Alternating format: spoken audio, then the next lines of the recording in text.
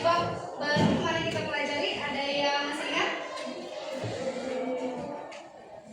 Yang minggu kemarin kita pelajari, ya kalian menggambarkannya. Iya, boleh. Selain itu, ya, iya, taksonomi pada hewan dan tumbuhan itu tentang klasifikasi makhluk hidup atau pengelompokan makhluk hidup. Oke. Pada pengelompokan makhluk hidup apa yang kalian ingat ya? Makhluk hidup itu dikelompokkan menjadi beberapa kelompok. Ada berapa kelompok makhluk hidup? Dibagi menjadi berapa kingdom? Berapa kingdom? 5. Siapa saja kingdomnya? Animalia. Selain animalia, kelompok yang lain yang warnanya hijau-hijau. Lantai. Ada lagi? Bumi. Apa lagi? Rotis. Ada satu lagi. Iya, kalau lupa langsung gercep lihat catatannya, lihat bukunya kembali. Oke, jadi minggu kemarin kita sudah membahas tentang pengelompokan makhluk hidup yang tadinya kalian ketahui bahwa makhluk hidup itu sangat banyak, beragam. Jadi sangat banyak. Bagaimana sih kita mengenalinya? Makanya kita diadakan klasifikasi makhluk hidup atau pengelompokan makhluk hidup. Nah, materi ini kita akan bergeser. Kita akan lanjutkan ke materi hari ini. Belajar tentang apa ya?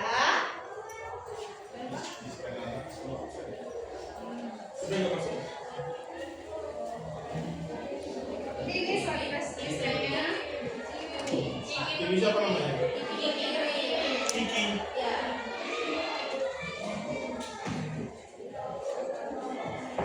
Keterangannya? Terus? Dede siapa? Keterangan? Di sini dari kemarin ya? Sudah? Sampai itu? Kapan itu? Sama-sama.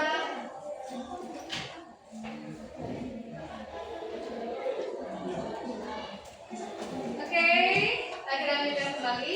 Nah, sebelum kita lanjutkan materi kita yang kemarin membahas tentang pengelompokan makhluk hidup yang banyak itu tadi, yang fungsinya untuk mempermudah kita dalam mempelajarinya, kita akan membahas materi selanjutnya yang masih berkaitan dengan salah satu makhluk hidup yang mungkin ada di dalam kelompok tersebut atau juga mungkin tidak.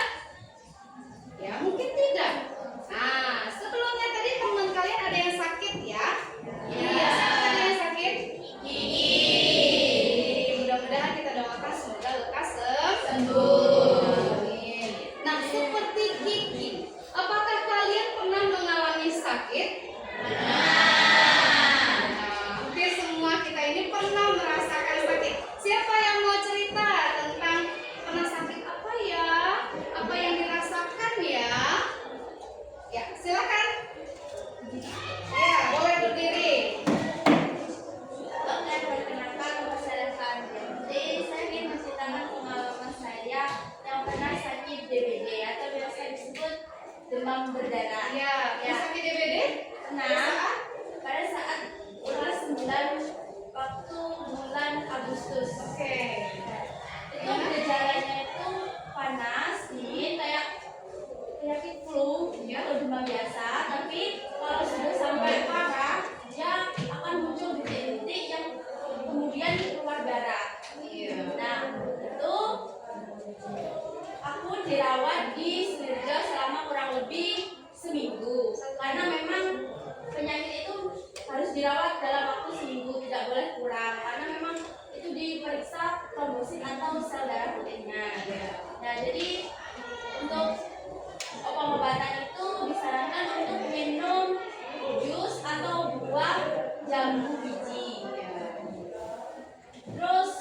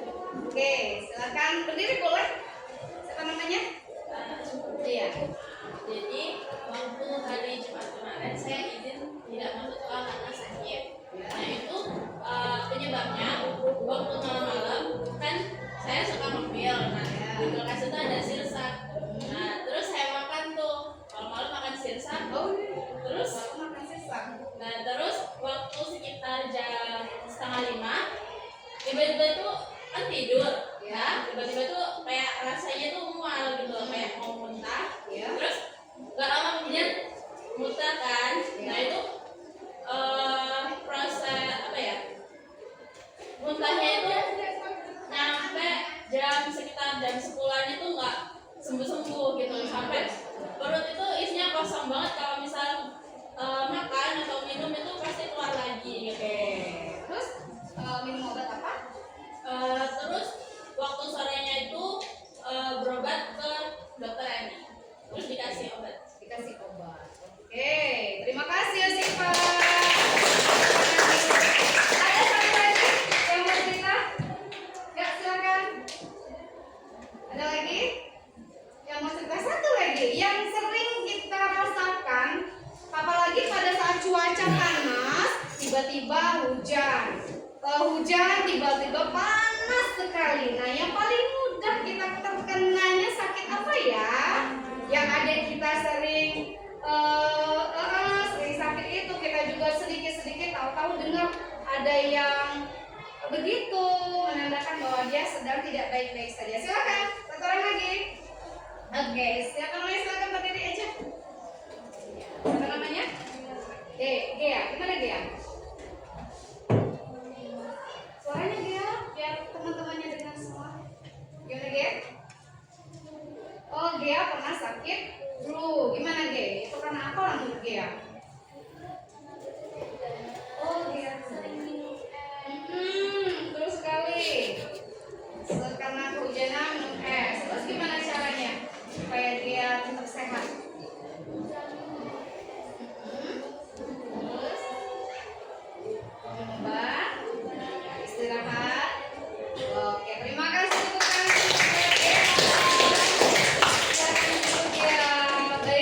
Nah, kalian sudah pernah merasakan penyakit yang sering menyerang manusia ya? Yang paling sering adalah yang tadi siapa tadi? Asam lambung. Terus yang tadi batuk. Kemudian yang hacin. Gitu kan ya. Terus yang biasanya pakai apa namanya? Pakai kemul, pakai jaket, biasanya pernah demam? Nah, pernah nggak pada saat itu kalian berpikir, nah ini saya sakit ini, bersin-bersin ini, batuk-batuk ini disebabkan oleh apa ya? Disebabkan oleh apa ya? Virus. Ada penyebab lain mungkin? Ada penyebab lain? Faktor makanan, pola hidup yang tidak sehat. Ada lagi? Ada lagi? Cuaca boleh. Selain itu? Oh, bakteri. Kenal dengan virus? Kenal dengan virus? Pernah kenal sama virus? Kenal dengan bakteri? Pernah melihat bakteri? Tidak. Pernah melihat virus? Berarti gimana ya? Berarti bagaimana mereka itu? Kalau kamu tidak pernah melihatnya, berarti iya, virus dan bakteri ukurannya sangat kecil. Nah, sesuai dengan pembelajaran kita kemarin nih, kita mempelajari tentang keanekaragaman hayati. Ternyata keanekaragaman hayati itu salah satu wujud makhluknya adalah virus yang mungkin belum pernah kita lihat, tapi sangat berdampingan dengan tubuh kita, dengan makhluk hidup, dengan keseharian kita. Salah satunya pada saat kita terserang penyakit. Seperti itu. Oke. Nah, sekarang kita akan melihat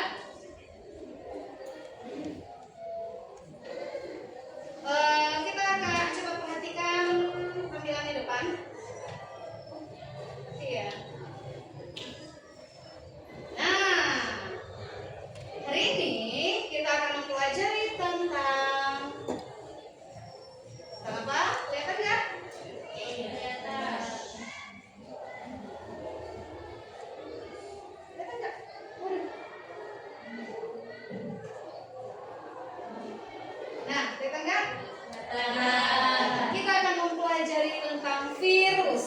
Ibu kasih temanya adalah musuh yang tak terlihat, gitu ya. Kenapa musuh? Karena virus yang kita tahu banyaklah menyebabkan dampak yang merugikan bagi kita, katanya seperti itu. Apa tujuan pembelajaran kita hari ini?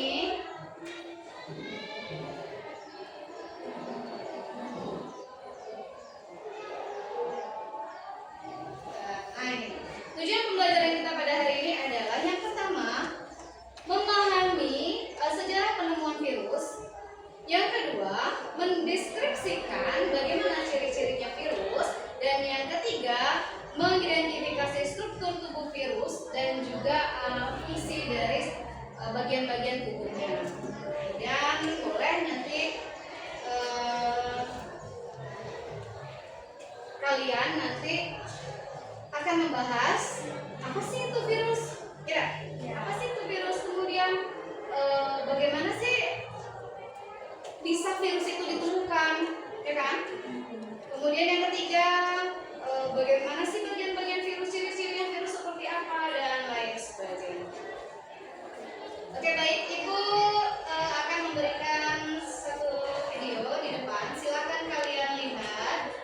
Setelah kalian simak videonya, kalian masing-masing kelompok akan menuliskan apa sih yang akan kalian bahas berdasarkan video ini. Pertanyaan apa sih yang muncul di benak kalian, ya? Siap?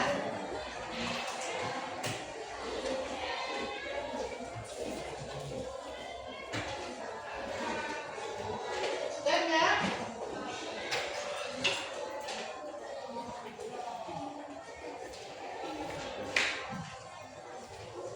Oke, siap?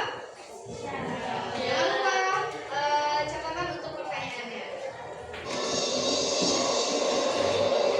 Sejumlah pasien dengan penyakit tak dikenal berdatangan ke Rumah Sakit Pusat Wuhan awal Desember 2019. Dr. Li Wenliang, dokter di rumah sakit, kemudian menyebarkan berita lewat sosial media bahwa para pasien menunjukkan gejala radang paru-paru akibat virus. Pejabat kesehatan Cina mulai menyelidiki pecahnya wabah. Sejumlah pasien pertama punya akses ke pasar ikan buanan yang juga menjual betina alam liar. Tanggal 1 Januari, pasar ditutup. Mengawali tahun 2020, pejabat kesehatan Cina mengumumkan penyebabnya, sebuah virus corona jenis baru. Seorang pasien berusia 61 tahun jadi korban meninggal pertama. Jumlah yang terinfeksi meningkat drastis. Tak lama kemudian, Thailand mengkonfirmasi pasien corona pertama di luar Cina. Jepang melaporkan kasus perdana berikutnya. Tidak ada di antara pasien ini yang pernah datang ke pasar di Wuhan. Kemungkinan besar penularannya dari orang ke orang. Di Cina, virus meluas ke berbagai kota. Warga mulai memakai masker. 200 kasus diakui resmi, tapi diduga jumlahnya jauh lebih banyak. Tenaga medis di Wuhan yang kontak langsung dengan pasien mulai terinfeksi dan sakit. Thailand dan Amerika Serikat melaporkan kasus corona, disusul negara-negara lain termasuk Jerman. Pemerintah Cina memutuskan langkah drastis. Semua transportasi di Wuhan dihentikan, termasuk transportasi umum. Ilmuwan menemukan virus corona punya masa inkubasi. Orang yang tertular tapi belum menunjukkan gejala jadi berbahaya. Dalam waktu bersamaan, liburan Imlek dimulai. Jutaan orang bergerak mudik massal. Di saat itu dikonfirmasi 2.000 kasus di seluruh dunia. 50 orang meninggal.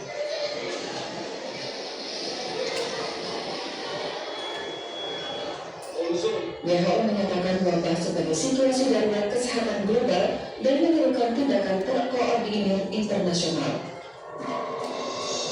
Awal Februari, Wuhan tetap ditutup total. Semua provinsi di Cina daratan melaporkan adanya kasus corona.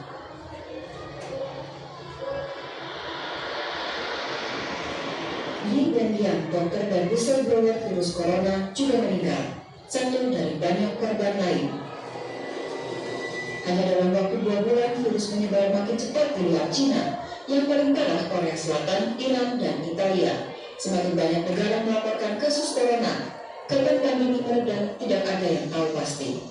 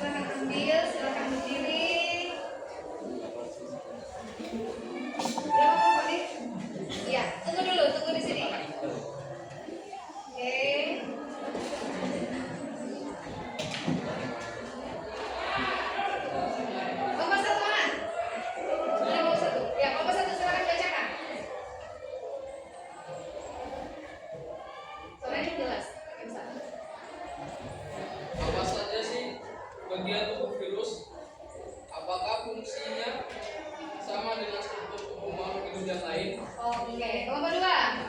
Masuk tubuh virus. Kelompok 2.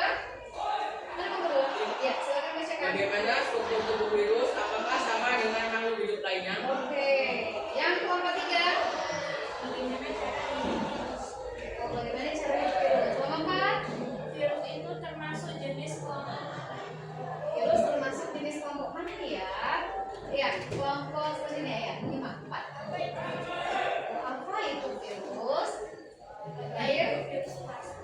Apa itu virus? Ya, sama. Oke, baik. Silakan kembali ke tempat. Selanjutnya kita akan mendiskusikan beberapa pertanyaan yang termasuk salah satunya adalah pertanyaan dari temannya masing-masing yang akan kalian jawab secara berkelompok, dan kemudian kalian juga akan membahas tentang beberapa pertanyaan yang ada di lembar kerja. Oke, kelompoknya sudah ada ya? Iya, kelompok sudah ada. Kemarin kita sudah bentuk kelompok secara acak. Kelompok ini kelompok berapa? 3. Kelompok 3.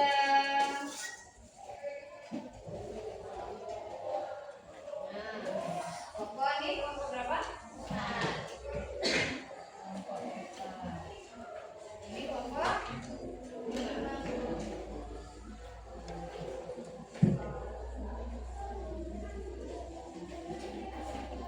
Sama, ini kelompok 1. Silakan aktif. Yang belum dapat?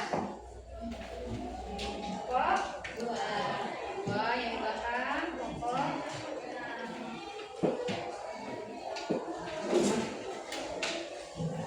Oke, silakan baca lembar kerja yang sudah Ibu bagikan.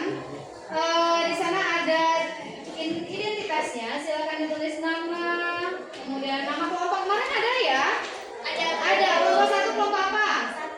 Satwa. Kelompok 2 alga. Yang kelompok 3? Kelompok 3 fauna. Kelompok 4 flora. Kelompok 5 tulip. Kelompok 6 amuba. Silakan tulis nama kelompoknya apa, kelasnya berapa, anggota kelompoknya siapa saja. Oke, kemudian silakan baca cara mengerjakan LKPD-nya. Kemudian silakan kalian bahas soal yang ada di sana berdasarkan kelompoknya masing-masing. Ada yang mau tanyakan?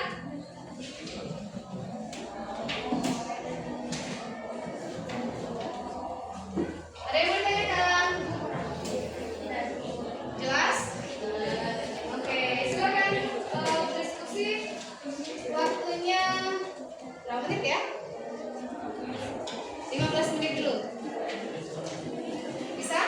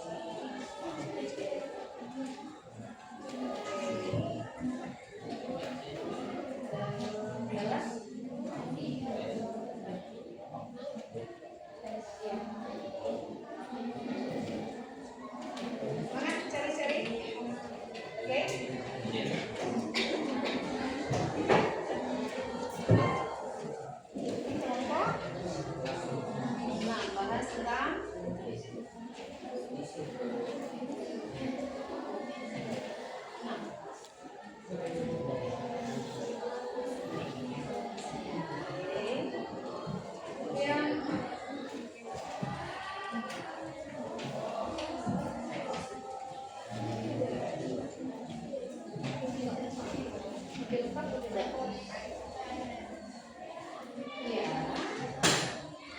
Ya, ini aja. Yang kamu buat.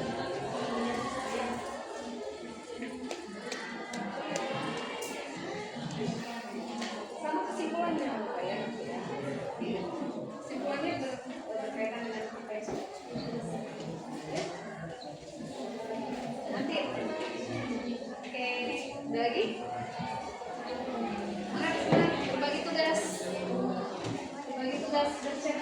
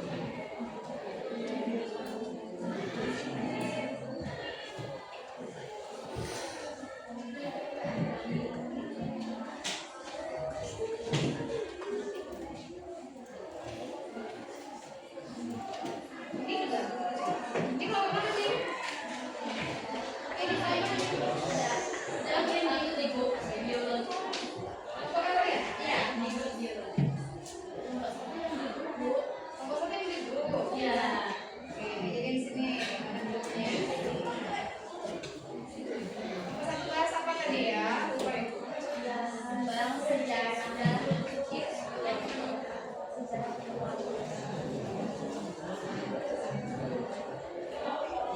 Ini kelompok berapa ini? Kelompok 5 udah selesai? Tentang ini terus ya? Pengertiannya ya? Ya, silakan kirim. Sudah dikirim, Bu. Sudah dikirim di mana ya? nama ini tuh Ini? ya Ini? Bukan.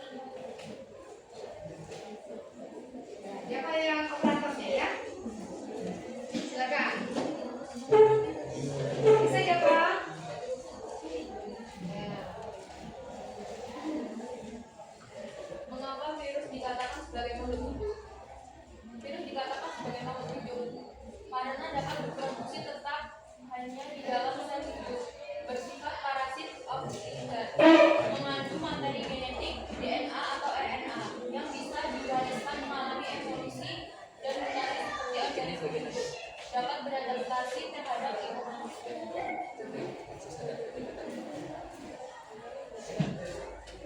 Mengapa virus dikatakan benda mati? Virus dikatakan sebagai benda mati karena tidak memiliki sel atau bersifat aselular, tidak memiliki metabolisme sendiri, tidak bernafas, bisa makan, tidak menghasilkan energi, tidak dapat bergerak atau berkembang biak di luar inang, dapat menyebabkan diri benda mati. Virus berada di perbatasan antara makhluk hidup dan benda mati. Hidup hanya ketika berada di dalam sel inang, tetapi mati tidak bisa berada di luar sel.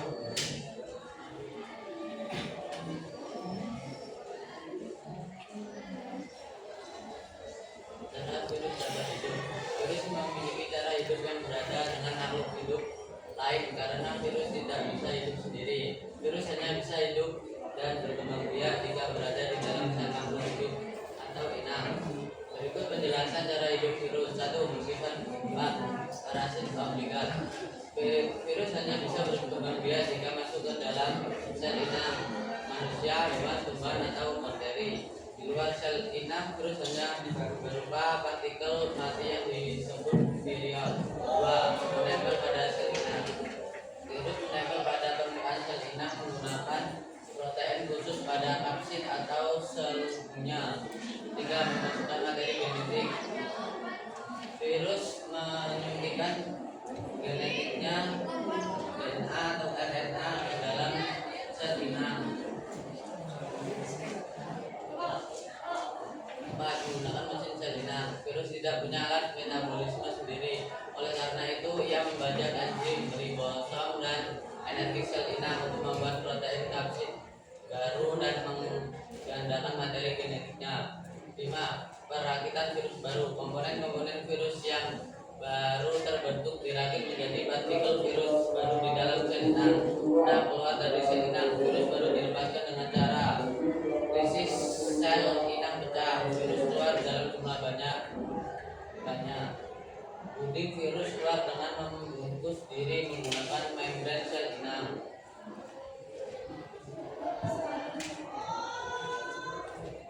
Oke, lanjut. Suaranya agak besar ya, ada temannya semuanya. Kesimpulan, virus tidak bisa hidup mandiri. Ia hanya aktif, berkembang biak, dan dianggap hidup ketika berada dalam sel inang. Sedangkan di luar inang, ia dianggap benda mati. Oke. Boleh. Baiklah, adakah yang ingin ditanyakan? Boleh bertanya, satu kali saja. Silakan.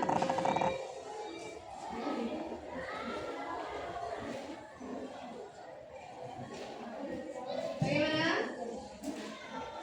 Kelompok 1, 2, 3. Bagaimana?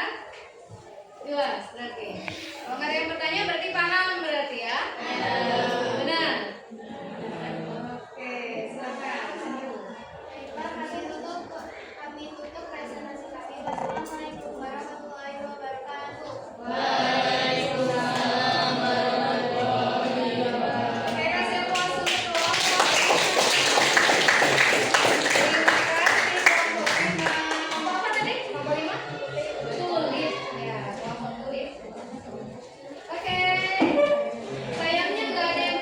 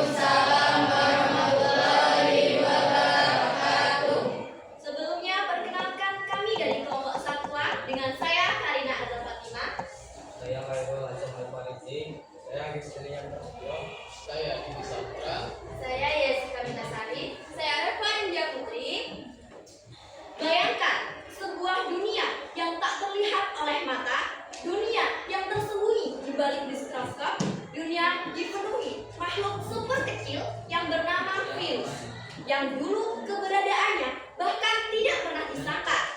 Pernahkah kalian bertanya, bagaimana manusia pertama kali tahu bahwa virus itu ada?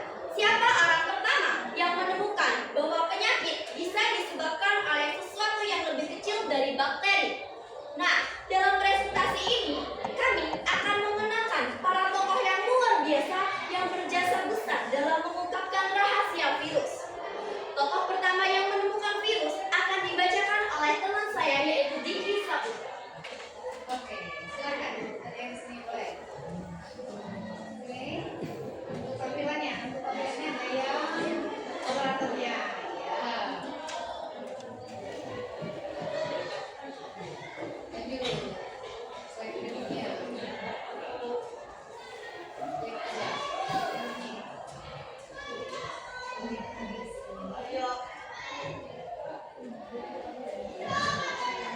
Ya, saya kesana.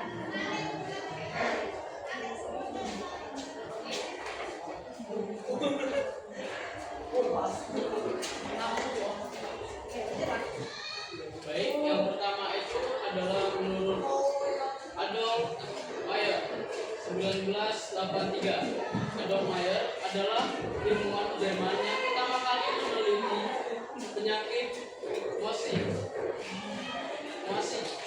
pada tanaman tembakau. Penyakit mosaic ditandai dengan bercak hijau muda, dan tua pada daun tembakau. Hingga pola daunnya terlihat seperti mosaic. Mayer melakukan percobaan dengan mengambil getah dari daun tembakau yang sakit, lalu mengoleskan ke daun tembakau yang sehat. Hasilnya, tanaman sehat juga ikut infeksi. Dari sini, Mayer menyimpulkan bahwa penyakit tersebut bisa menular melalui cairan tanaman.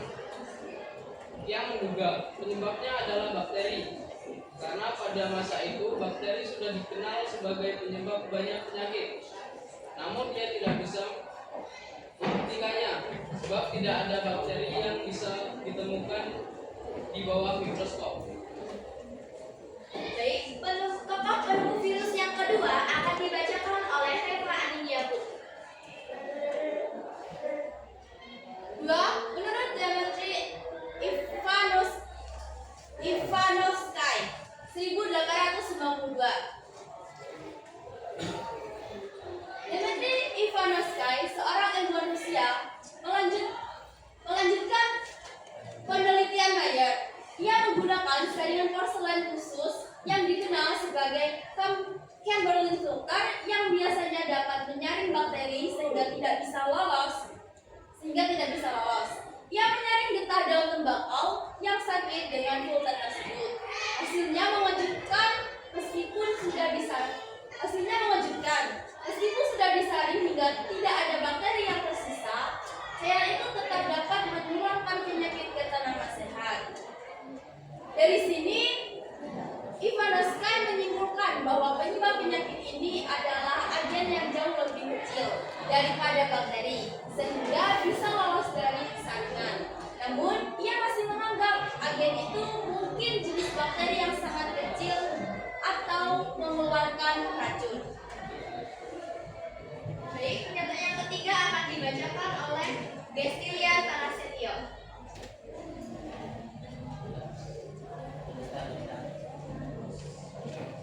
Menurut Martinus Bijernik 1828, Martinus Bijernik, ilmuwan Belanda, kemudian meneliti racun. Ia menyebut agen penyebab penyakit ini sebagai Contagium vivum fluidum, yang berarti zat hidup yang dapat menular. Menurut Bijernik, agen ini bukanlah bakteri, melainkan entitas baru yang lebih kecil dan hanya dapat berkembang biak dalam sel inang. Dialah yang pertama kali memperkenalkan istilah virus untuk agen infeksi non-seluler ini. Penelitian Bijernik sangat penting karena menandai lahirnya virologi, cabang ilmu yang khusus mempelajari virus. Tokoh penemu selanjutnya akan dilanjutkan oleh Jessica Mitasari. Yang keempat 1935. Odell M. Stanley, seorang ilmuwan Amerika, berhasil melakukan terobosan besar. Ia berhasil mengisolasi dan mengkristalkan virus mosaik tembakau atau TMV, tobacco mosaic virus. Dengan kristalisasi ini, Stanley membuktikan bahwa virus bukan organisme seluler seperti bakteri, melainkan tersusun dari molekul kimia, yaitu protein dan asam nukleat. Penemuan ini menunjukkan bahwa virus berada di antara makhluk hidup dan benda mati. Di luar sel, virus berbentuk partikel tak hidup, tetapi jika masuk ke dalam sel inang, virus bisa bereplikasi. Penemuan Stanley membuka jalan bagi penelitian modern tentang virus, termasuk pemahaman tentang struktur, replikasi, hingga pengembangan vaksin. Demikianlah kisah para ilmuwan yang berani menembus tabir misteri virus.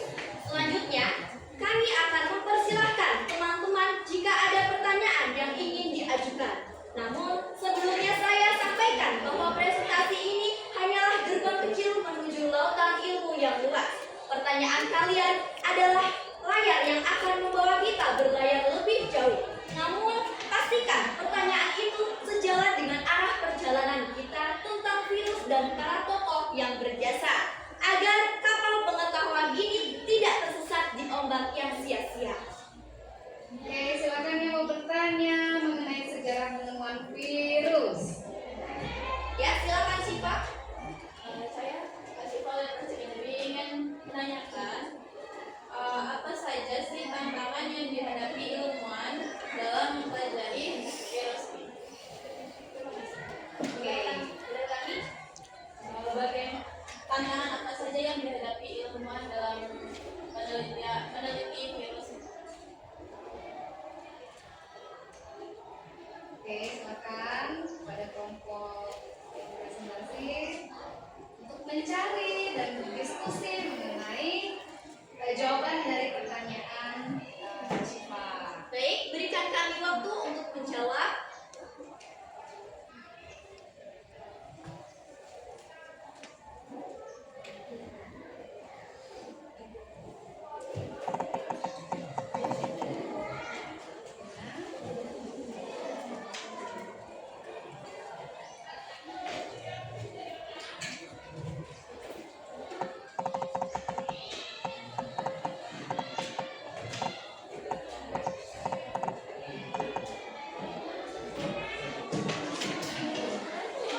Selain kelompok yang presentasi, kalau ada teman-teman yang bisa menjawab, boleh silakan ya, boleh angkat tangannya.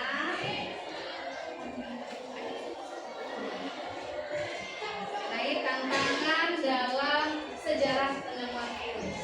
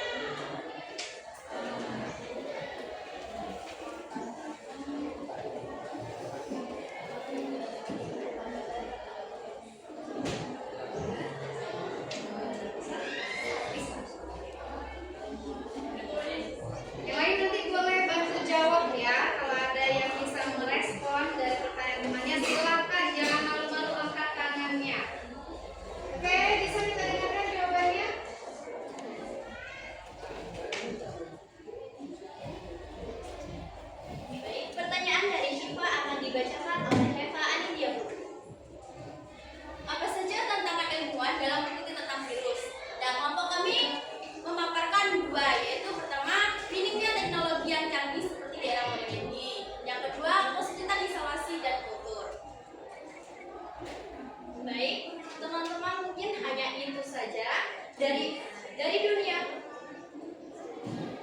Ada mungkin yang mau Maaf, apakah sudah jelas dengan jawabannya Syifa? atau ada yang mau menambahkan? Boleh Ada yang ingin silakan. menambahkan boleh silakan. Silakan. Boleh silakan. Jangan malu-malu. Ayo.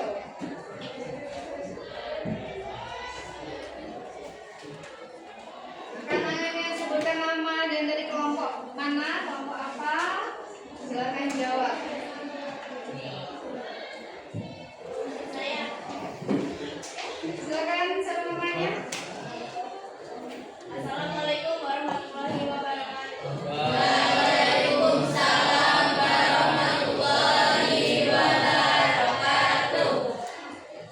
Saya adalah perwakilan dari kelompok 6 izin menambahkan untuk jawaban pertanyaan tadi. Jadi tantangan yang dihadapi ilmuwan dalam mempelajari virus itu cukup banyak karena virus itu unik dibanding makhluk hidup lain.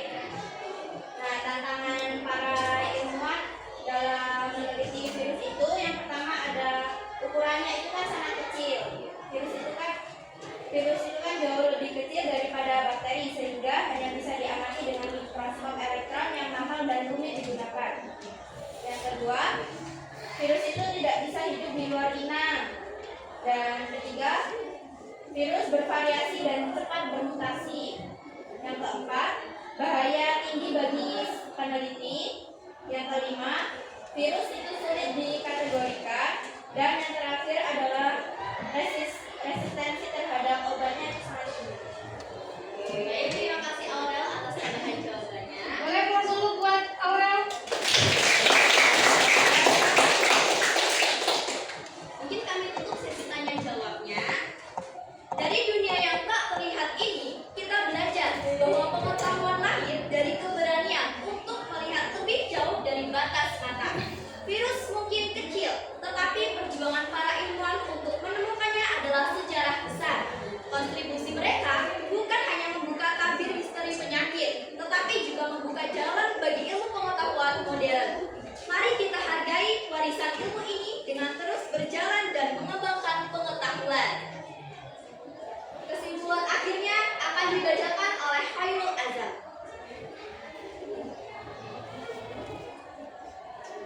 Bisa enggak? Kesimpulan ada proyek S3 dari Mayas kita belajar bahwa penyakit bisa berpindah melalui cairan tanaman meskipun penyebabnya belum jelas. Dua, Bantu dikit.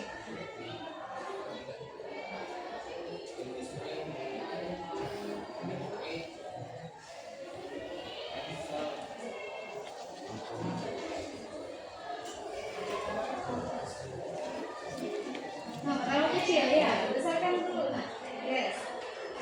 Biasanya besarkan ya.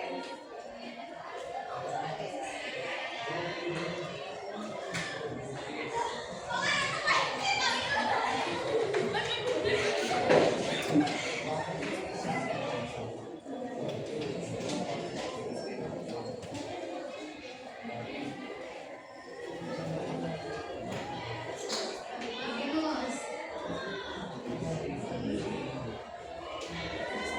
bahwa ada akhir penyakit yang ukurannya jauh lebih kecil dari bakteri. Tiga,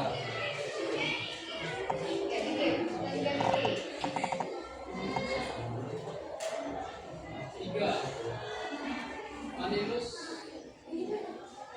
Kita belajar bahwa dari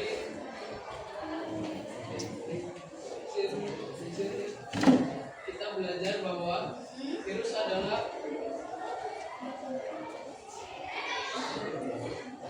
makhluk unik yang hanya bisa berkembang biak makhluk unik yang hanya bisa berkembang biak di dalam dalam sel sel inang berbeda dari bakteri.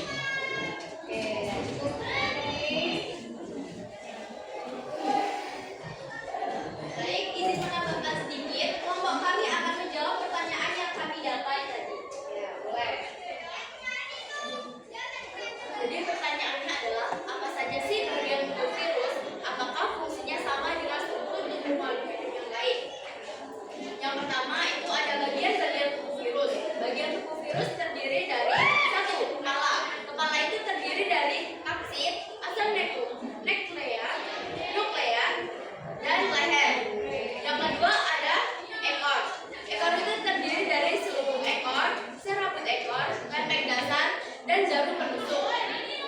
Jadi, fungsi tubuh virus tidak sama dengan makhluk hidup yang lain. Tubuh virus lebih sederhana dan hanya berfungsi sebagai kendaraan untuk mengirim materi genetik ke sel inang. Oke. Baik, kami akhiri presentasi kami mengucapkan Wassalamualaikum warahmatullahi wabarakatuh.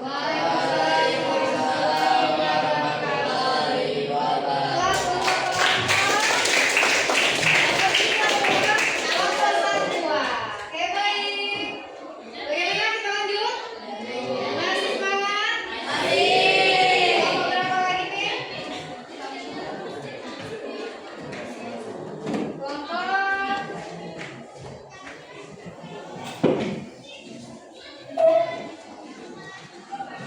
yang mana lagi?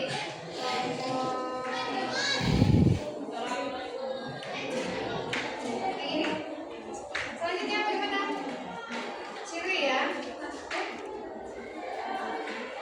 Pengertian sudah, pengertian. Ya, ciri berarti. Kelompok apa tadi? Kelompok dua, yang mana? Kelompok dua. Hasilnya yang mana? Aku tampilkan yang mana?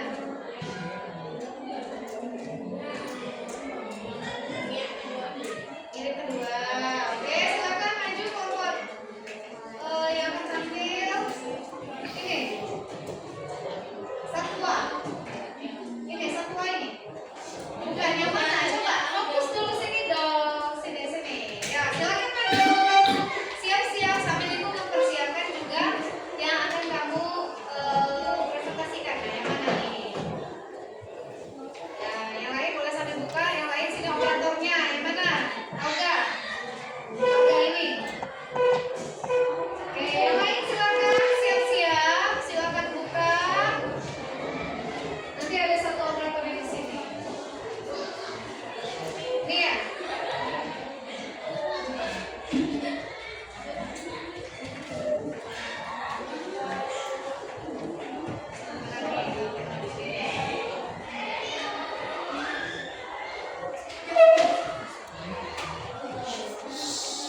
Ini ya. Oke. Nah, lanjut siapa sini operatornya? Yuk. Assalamualaikum warahmatullahi wabarakatuh.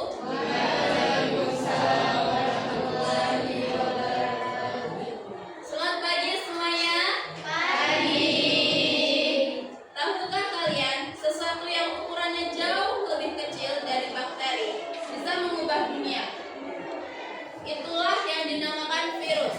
Meskipun tak kasat mata, virus mampu menyebabkan penyakit berbahaya, tapi juga memiliki peran penting dalam penelitian dan bioteknologi. Hari ini, kami akan membahas lebih dalam tentang ciri-ciri dan karakteristik yang dimiliki virus. Ciri-ciri yang bagian pertama sampai ketiga akan dijelaskan oleh saudari Fadila.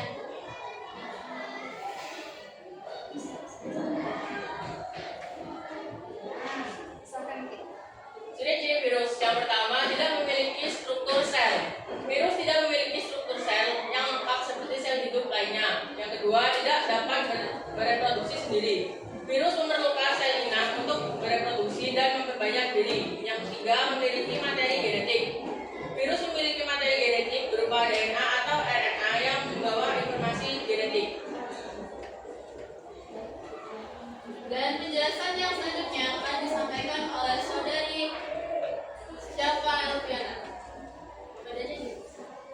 Yang keempat, dapat menyebabkan penyakit. Virus dapat menyebabkan penyakit pada manusia, hewan, dan tumbuhan.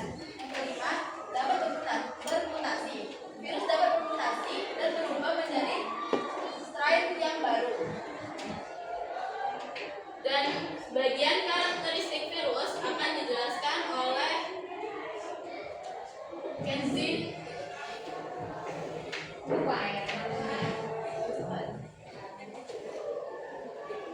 Sangat kecil. Karakteristik virus. Pertama, sangat kecil, hanya dapat dilihat dengan mikroskop. Virus memiliki ukuran yang sangat kecil, biasanya di antara 20 sampai 400 nanometer. Memiliki struktur yang sederhana. Virus memiliki struktur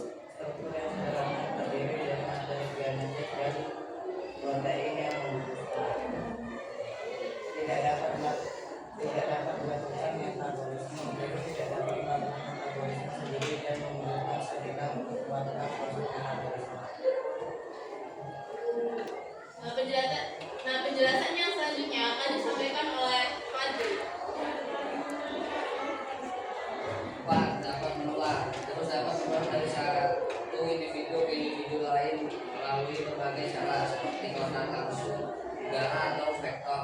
5. Dapat berevolusi. Virus dapat berevolusi dari sebuah terjadi revolusi dan berubah menjadi strain yang baru melalui proses mutasi dan seleksi alam. Nah, itulah tadi penjelasan tentang ciri-ciri virus dan karakteristik virus. Nah, untuk membuka pengetahuan kita semua, kami membuka sesi tanya jawab. Jika ada yang ditanyakan boleh. Oke, baik, boleh berdiri. Saya Rangga Dewaskara dari kelompok Amuba kelompok 6. Ini bertanya, apakah virus itu bisa bermanfaat dalam kehidupan kita seperti bidang kedokteran, pertanian, atau lain hal? Ini saja. Terima kasih. Oke, baik. Atas pertanyaannya akan kami tampung terlebih dahulu dan akan kami diskusikan lebih lanjut. Nilin siap-siap cari untuk menambahkan ya, boleh. Silakan berdiskusi untuk menjawabnya.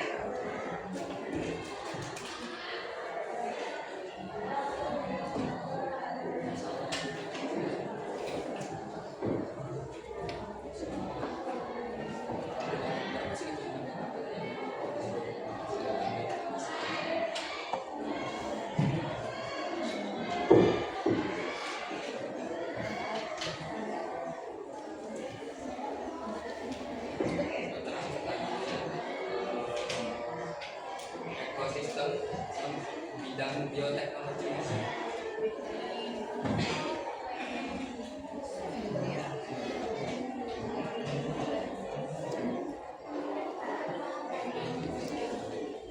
Yang lain boleh cari jawabannya apa. Nanti kalau mau menjawab silakan menambahkan jawaban dari temannya masing-masing.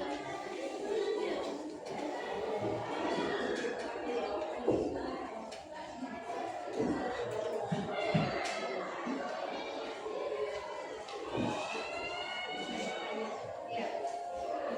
Boleh cari nih. Boleh.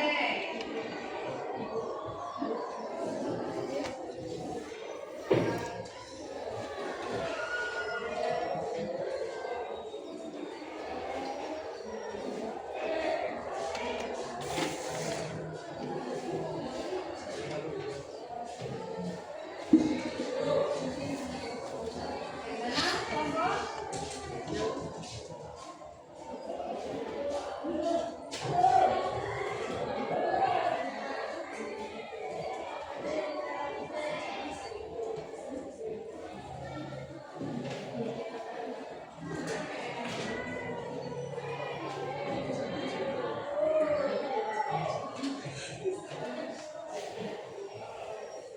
Oke, baik. Pertanyaan dari Rangga akan dijawab oleh Fani Liani Putri.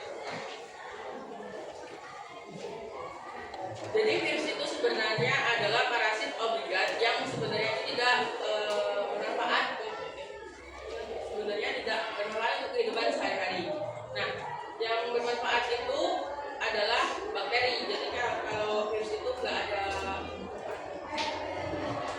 Nah, berikut itulah penjelasan dari kami. Jika ada yang ingin menambahkan boleh. Ya, silakan yang mau menambahkan. Boleh angkat tangannya. Ya. Mana boleh? Mana? Penerapan secara prediksi dari kelompok satwa ini menambahkan ternyata setelah diteliti virus itu ternyata punya peran penting di berbagai bidang, bukan hanya sebagai penyebab penyakit seperti di bidang kedokteran, yaitu vaksin dan imunologi. Penelitian virus membantu pengembangan vaksin, contohnya vaksin polio, influenza, dan COVID-19. 2. Terapi gen atau pengobatan kanker yang dimodifikasi dari vektor untuk membawa gen sehat ke sel pasien. Terus model penelitian, virus digunakan untuk memahami mekanisme sel, DNA, dan sistem organ tubuh. 2. Bidang pertanian, itu dalam pestisida biologis. Beberapa virus, contohnya bakteriovirus, dipakai untuk mengendalikan hama tanaman, lebih ramah lingkungan dibanding pestisida kimia. Pemuliaan tanaman, virus bisa dimanfaatkan untuk membawa gen tertentu pada tanaman, membantu rekayasa genetika tanaman tahan penyakit atau lebih produktif. Saya mendeteksi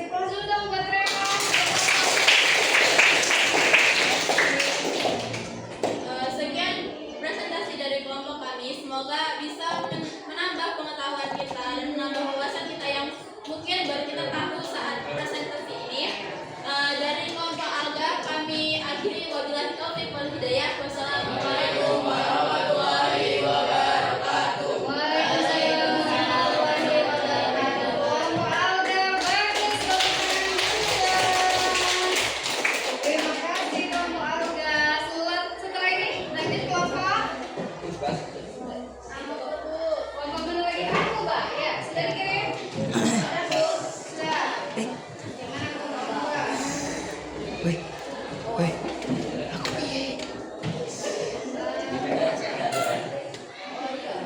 Kembar, silakan.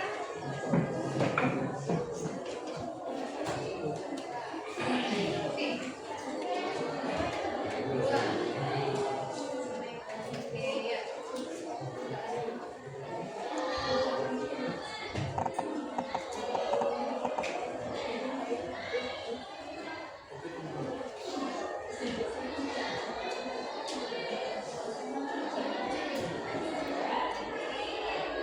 Assalamualaikum warahmatullahi wabarakatuh. Warahmatullahi wabarakatuh. Kami dari kelompok 6 Amoeba yang beranggotakan saya Aura Desiara dan rekan-rekan saya. Saya Jawa Sundari. Saya Gagalia. Saya Raghalia Baskara. Di sini kami akan mempresentasikan mengenai struktur tubuh virus dan fungsi bagian tubuh virus. Materi yang pertama mengenai struktur tubuh virus akan dibacakan oleh Dea.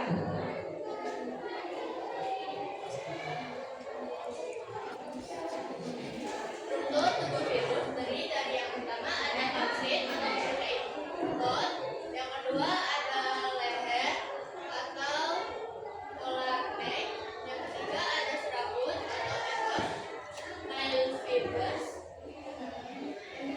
Ibu cari ini dulu. Gimana tadi? Mana tadi?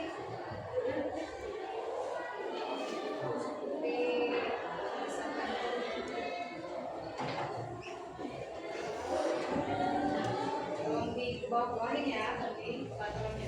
yang keempat ada materi genetik atau DNA, yang kelima ada inti atau fungsi kepala ekor, yang keenam ada selubung ekor atau sel, yang ketujuh ada papan dasar atau base plate, yang kedelapan ada duri ekor atau tail base spik, yang kesembilan ada tabung ekor atau nail tube.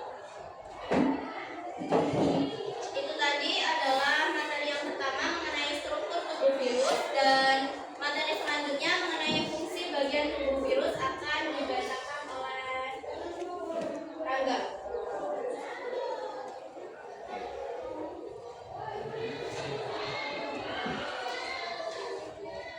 Saya di sini akan menjelaskan fungsi-fungsi bagian virus ya, yaitu kapsid atau protein code, melindungi materi genetik DNA dari kerusakan dan membantu masukkan DNA ke sel inang.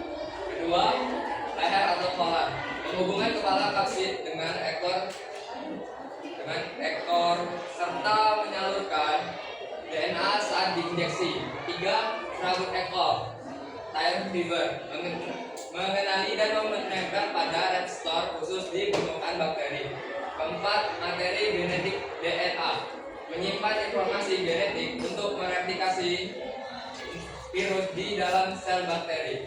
5. Inti atau isi kepala kor, ruang tempat DNA berada menjaga DNA tetap stabil.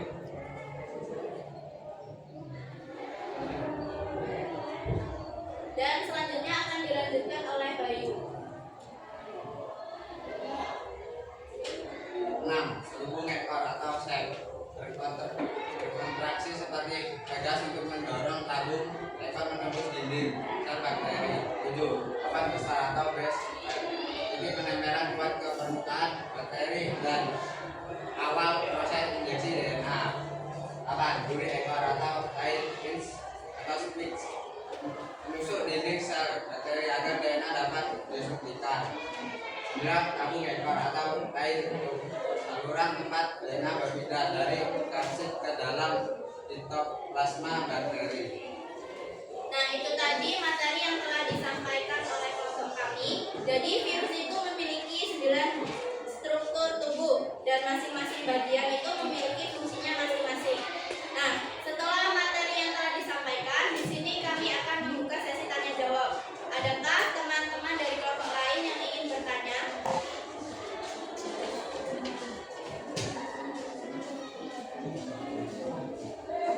Silakan yang bertanya.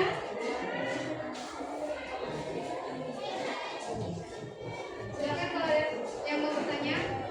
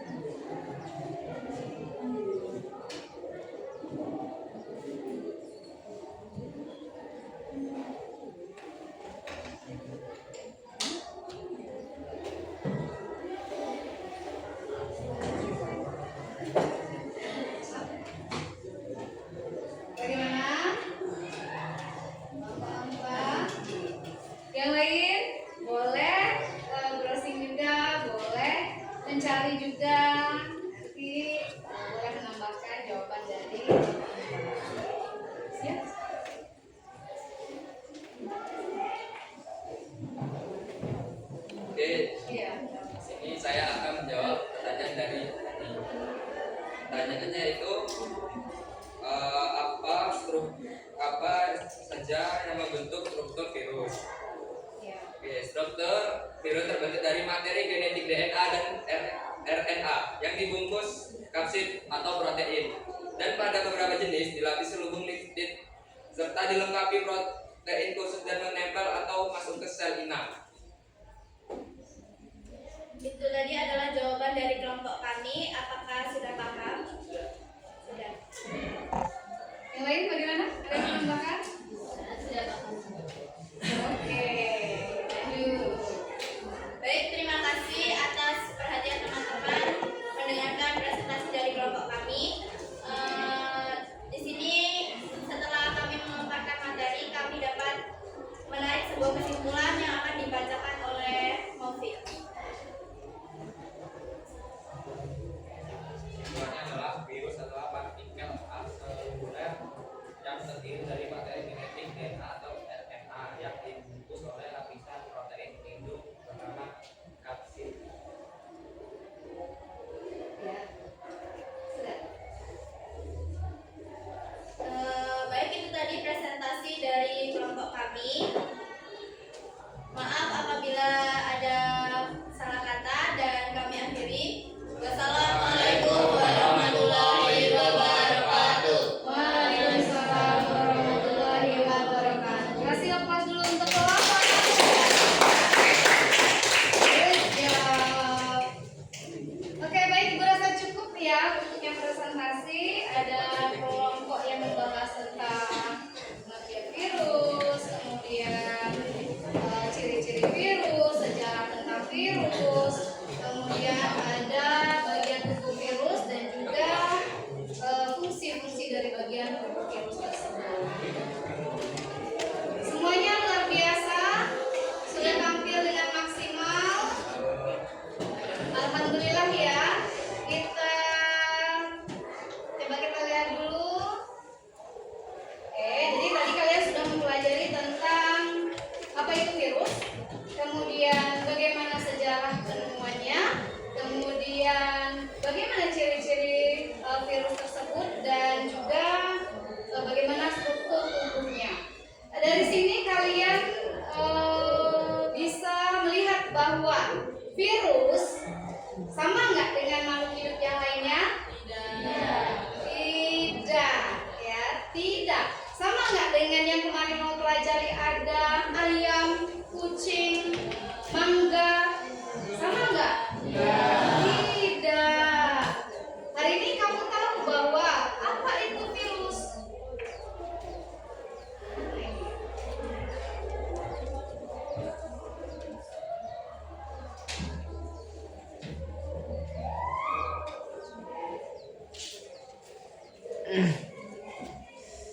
Nah, hari ini kamu tahu bahwa apa sih itu virus? Oh, ternyata kata kalian tadi kelompok berapa tadi?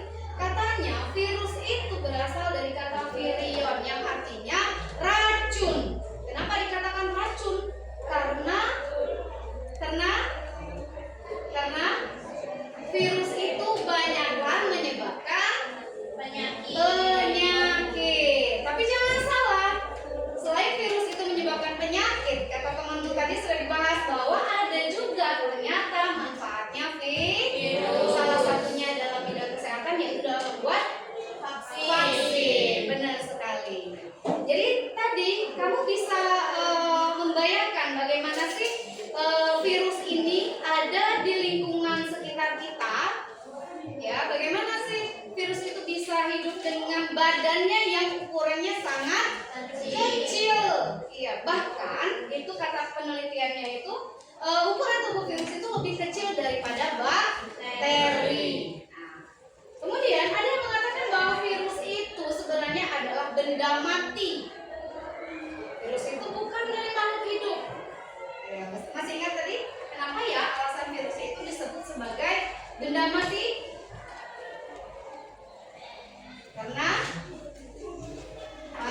Dapat dikristalkan. iya, benar sekali, karena dapat dikristalkan dan dia hanya bisa hidup di mana?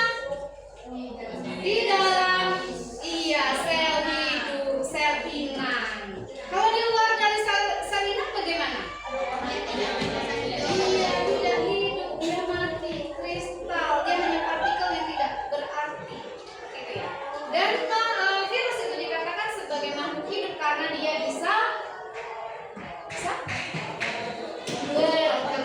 Iya, karena salah satu ciri dari makhluk hidup adalah berkembang.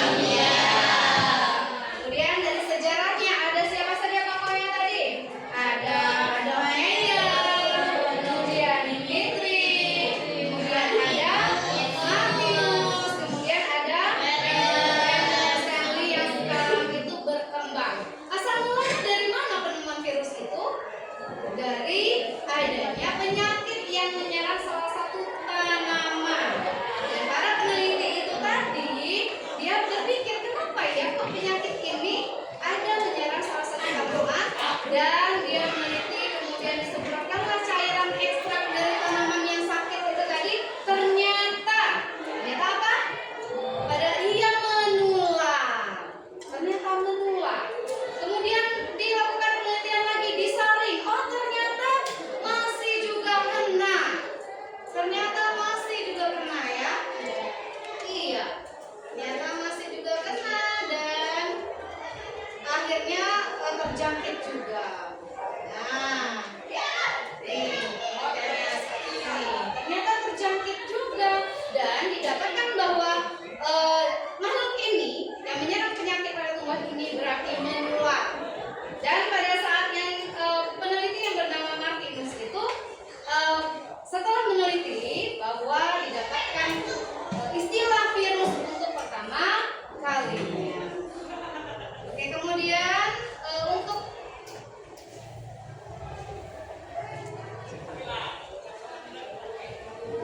nah, ini dia.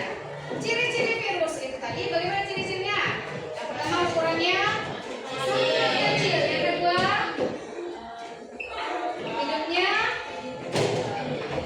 hidupnya di sel inang. Kemudian bersifatnya mana nih yang bahas tentang ciri-ciri tadi? Tidak dapat bereproduksi sendiri. Kemudian iya, virus hanya memiliki materi genetik hanya satu saja, berupa DNA atau RNA saja. Kalau makhluk hidup yang lainnya, apa seperti manusia, seperti kita punya RNA dan DNA. Sedangkan virus itu hanya memiliki satu materi genetik saja. Dan biasanya hidupnya sebagai parasit. Oke, kemudian struktur virus itu terdiri dari beberapa bagian. Yang pertama kepala, kemudian bagian mana bagian struktur tadi yang mana yang bahasnya? Yang bahas struktur tubuh virus tadi mana ya? Tubuh virus terdiri dari kepala, kemudian leher dan 100 ekor. Tubuh virus ini coba lihat, terdiri dari kepala, leher dan 100 ekor. Di mana kepala itu berisi kapsid dan materi genetik. Nah, itulah yang akan membuat virus itu bisa bereproduksi. Kemudian lehernya sebagai penghubung antara kepala dan 100 ekor. Kemudian, nah ini nih yang paling penting nih, bagian dari tubuh virus yang berfungsi untuk menempel pada inang dan menginfeksi. Untuk apa istilahnya, memasukkan DNA-nya sehingga dapat melakukan aktivitas di sel inang. Namanya jarum penusuk pada serabut ekor. Oke. Bagaimana? Sampai di sini bisa diikuti? Oke. Berdasarkan apa yang sudah kita pelajari nih. Berdasarkan apa yang sudah kita pelajari, kemudian kamu berdiskusi, kamu presentasi. Adakah yang kamu dapatkan? Ada apa saja? Iya, jadi tahu struktur virus itu bagaimana. Ada lagi? Iya, betul. Siapa saja tokoh yang meneliti dan menemukan virus tersebut? Ada lagi? Iya, mengetahui ciri-ciri virus itu Kemudian Mengetahui fungsi-fungsi dari struktur. ya, mengetahui fungsi dari struktur tubuh itu. Sampai detik ini apa yang kalian rasakan?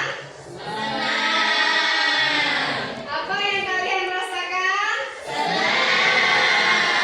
Senang. Ada yang sudah mulai mengantuk? Pokoknya harus bisa lawan rasa kantuk, rasa capek, rasa lelah, dan tetap semangat belajar. Semangat belajar. Oke, tolong dong siapa yang bisa bantuin ibu untuk menyimpulkan pembelajaran kita hari ini? Silakan angkat tangannya. Oke, silakan berdiri. Ya. Perkenalkan, nama saya Aura Destiara, perwakilan dari kelompok Amoeba. Di sini saya akan menyimpulkan pembelajaran pada hari ini. Jadi, virus itu adalah kuman kecil atau biasa disebut patogen yang dapat menginfeksi dan membuat seseorang itu sakit. Oke.